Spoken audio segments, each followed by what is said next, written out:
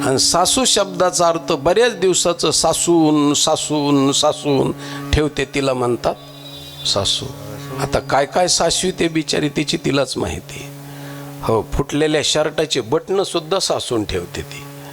हो, नाकाण मोडलेल्या सुया बी कुणाला टोचायच्यात का काय कुणास ठाऊक, सासूनच ठेवायचं. फाटके धुडके सासून ठेवायचे.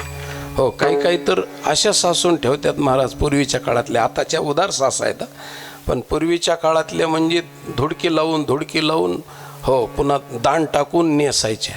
नेसून पुन्हा ते धुडके शिल्लक राहिले की त्याचा पोतारा करायचा.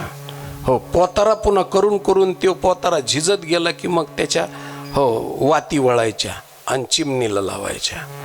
त्या चिमणीला वाती झाल्याच्या नंतर त्याची काजळी निघाली की त्याच्याने भांडे घासायचे. हो, आणि ते भांडे घासलेलं पाणी कुठेही टाकू द्यायचं नाही, शेतात नेऊन टाकायचं.